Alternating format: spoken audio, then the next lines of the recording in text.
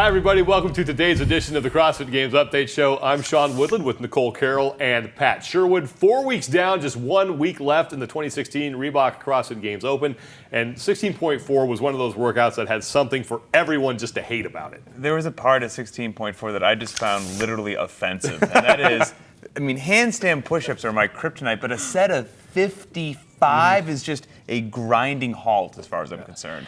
Oh, I was just praying to get to the handstand push-ups as quickly as possible, but getting through the wall ball in the row was disgusting for me. And also. I'm sure for many other small athletes the same. If you were a woman from Europe, though, you love 16.4. So for whatever reason, the ladies from the Europe region crushed this workout. 8 of the top 10 in 16.4 hail from the Europe region. The only two who don't, Carol Ann Reason-Thibault and Jamie Green.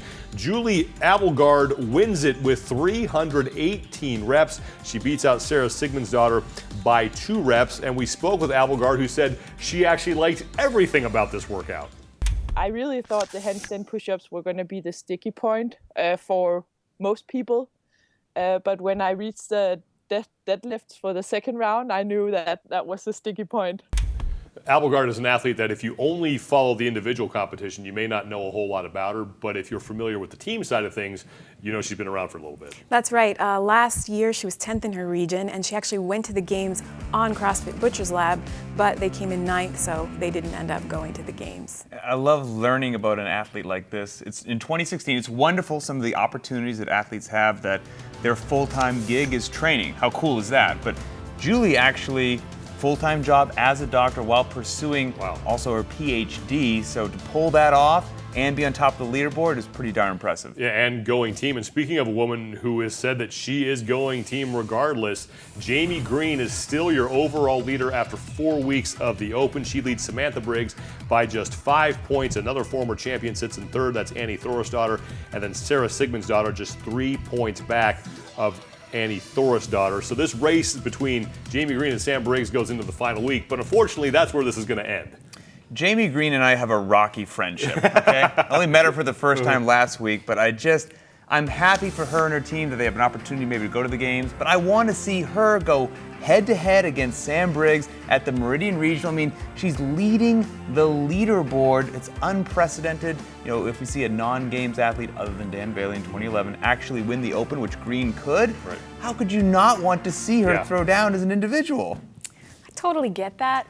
But I do think it's very cool to see how good the teams are getting and how enticing team is for really great athletes. True, I still want it though. There are some athletes there at the top of the leaderboard that we have not spoken about through 4 weeks, and the one that really jumps out is Annie Thorisdottir. There she is again towards the top of the Open leaderboard. Thorisdottir, everyone knows that she was a champ. If you're new to the sport, she's actually been the champ twice, and she's been to the games 6 times and is always one of the most fiercest competitors out there. And so 2015 we didn't get to see her complete the games. After 10 out of the 13 events, she had to withdraw. So whenever that happens, you're wondering what's going to happen next year, both physically and mentally with that athlete. So after 4 weeks, for her to be 3rd worldwide in the Open, the old Annie Thorisdottir's back. And there's another woman there. You have to go farther down the leaderboard to find her, but what she's doing right now is extremely impressive. Becca Voigt is making a serious run at her 9th trip to the CrossFit Games. Yeah, Becca's doing great. And she's 35 years old, the Games veteran, tough as nails. She's sitting 81st overall, but she's 5th in her region. So she's definitely in a spot to qualify again this year and potentially make it to her 9th time at the CrossFit Games. Yeah, there are a couple of races that we're going to be keeping an eye on as far as the Masters category is concerned. Cheryl Brost and Tanya Osborne in the 45 to 49-year-old division. Those two are tied with 6 points, and then you move on to the 50 to 54-year-old division, and Lisa Osborne and Dawn Sibilia have both 22 points, and then 3 others are within 6 points of them. So some good races heading into the final week in the Masters category. 1 week to go for a lot of athletes to get themselves into regionals. Tommy Marquez is going to have more on this on Thursday on Inside the Leaderboard. But the bubble watch. Some of these athletes, and there's some big names here that we just want to talk about really fast. Some of these athletes moving in the right direction. Others are watching themselves plummet down the leaderboard. And the first one that jumped into my mind was Mandy Janowitz. She's been to the games 3 times, twice on a team with youth, once as an individual. She's out of the Southwest, and she was 4th after 3 weeks of competition. but after a disappointing performance on 16.4, she slipped from 4th to 19th. So still in a qualifying spot, but she's not making it easy. And then Valerie Volbrel, who always keep my eye on with the Volbrel watch for the past. She's been to the games 5 times. She was 7th after 3 weeks of competition down there in SoCal, but then 16.4 didn't go how she wanted it to and slipped all the way to 21st, so just outside of a qualifying spot, but still 1 week left. Yeah. And then athletes moving in the right direction. Sure, like Gretchen Kittelberger comes to mind. Gretchen was 2 weeks ago, she was at 51st. Last week, 34th, and then this week she's at 26th. So she's doing great and only 6 spots away from qualifying in her region, Mid-Atlantic. Yeah, and again, Tommy Marquez will have a more complete look at the bubble watch on Inside the Leaderboard on Thursday, so look for that. Also on Thursday, 16.5, live announcement from the ranch in Aromas, California. This is the only time you're going to see these 3 men compete against each other in individual competition this year.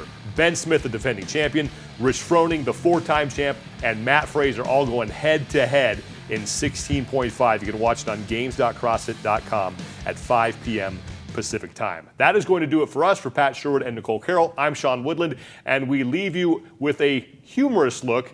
Someone put a funny little slant on the 16.4 workout standards that I think captures how we all kind of felt. In 13 minutes of 55 deadlifts, 55 wall ball shots, 55 calories rowing, and 55 handstand push-ups.